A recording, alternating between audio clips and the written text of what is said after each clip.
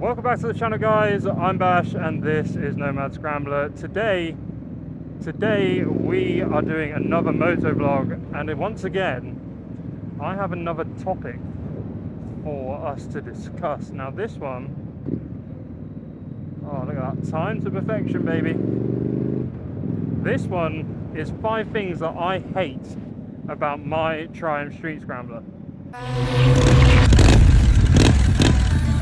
Now I just did 5 things that I love about my Triumph Street Scrambler, and these aren't necessarily like hates. I think hate's the wrong word, I guess. This is 5 things that, well, I don't like, I guess. Hate is a very strong word, because there's nothing on this bike that I hate, especially not the sound of that pipe from stock. That is a good sounding stock pipe. But yeah, I guess let's get into it and I'll kind of explain what I mean as I go. So, number one, the thing that I hate most about the Triumph Street Scrambler, in its stock form, might I add, these are all stock complaints, has to be the tail tidy. Or, sorry, the lack of tail tidy. Because it has this beautiful back end when you remove that fender. But then before you do that, it's got this ugly diving board on the back of the fender where the registration plate goes, and it's just not, it's not great, man. So straight away, literally like the day I bought the bike, I ordered a tail tidy. I was like, absolutely not, that thing is not staying, because this bike has a great like rear view, I guess. What did he say? As when you're sat behind it, it looks great. Now, it did not look great when it was stock. But yeah, I guess it's an easy difference, or an easy thing to fix. I'll throw a picture up of the stock one, and then I'll throw up a picture of mine with the Motone tail tidy on the back. It looks so much better, and it neatens the whole back end up straight away. Number two is it's not so much of a big deal, I guess. It was for me because I was changing all the back end, and then if I'd have kept the indicators, which is number 2 by the way, if I'd have kept the indicators, it would have looked terrible. The indicators were awful, and not that they're bad quality. They had like good bulbs and stuff, and they were bright. I just got smashed in the face by a fly, man. Oh, what a day. Not that they were awful, they were just really big. And yeah, it just was not something that I wanted to keep. I was tidying up all the back end, and then if I'd have kept those massive indicators, it had looked out of place. So again, an easy fix. I literally ordered Oxford Atom minis for the front and rear of the bike, and they are barely noticeable, but they're so bright, like you can see them from miles away. But they're tiny, and it just makes me wonder why they don't come like that from stock. Stuff in the road, welcome to Norfolk. Number 3, it has to be said, guys, the stock mirrors. I don't know who designed this beautiful bike and then thought it was a good idea to stick bug eye mirrors on it. Again, not for me. I'm not a fan of that kind of look. I know some people say that they are the best ones. You don't want to be looking down every time you check your mirror, but for me, it's never been a problem. They're these little Oxford mirrors again. These are easy to see out of. Actually got air in my tyres so I can corner properly. It's really nice. I'm so bad for it, man. I won't ride for like a good week and a bit, and then I'll come back and I'll be like, oh, I need to put air in my tyre. £1.50 a go, because I'm too cheap to buy a pump. Definitely will be buying a USB powered pump, and I will just keep it in my riding bag. Oh, that was overshoot right there. Wow. Focus on the ride, not the video. You can always carry on talking. Yeah, I'm too cheap to buy a pump to do up my tyres, so I really should do that, because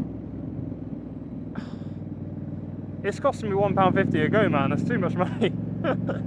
Hey, we're in a cost of living crisis and I'm out here paying for air. What's going on? Oh, we're taking nice slow through this one. So yeah, like I was saying, the bug eye mirrors, they're just not for me. What is going on here? Oh, there's a library. Listen to that sweet rumble as it comes to stop with the little backfires. Pom pom pom pom pom. Got a nice little bark to it as well when you just give it a little blip.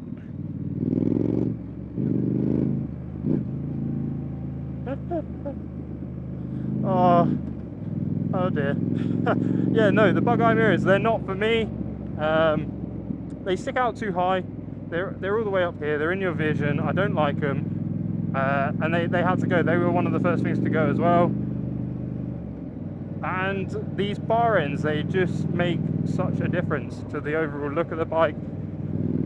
I would like to move them to the inside, maybe like where my thumb is now, and put them below so that they're out of the way. I think that would look quite cool.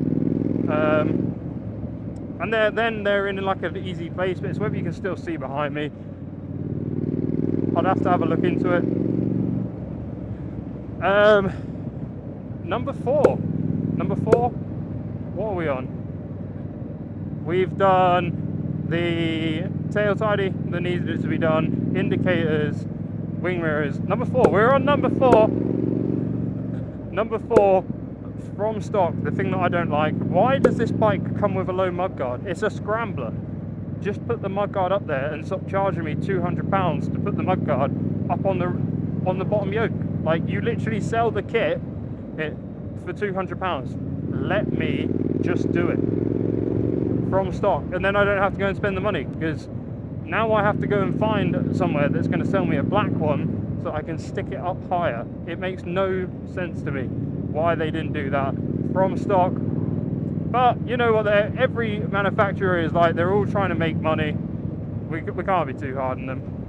Number five from stock, the things that I want to change. I've said it so many times that I love it.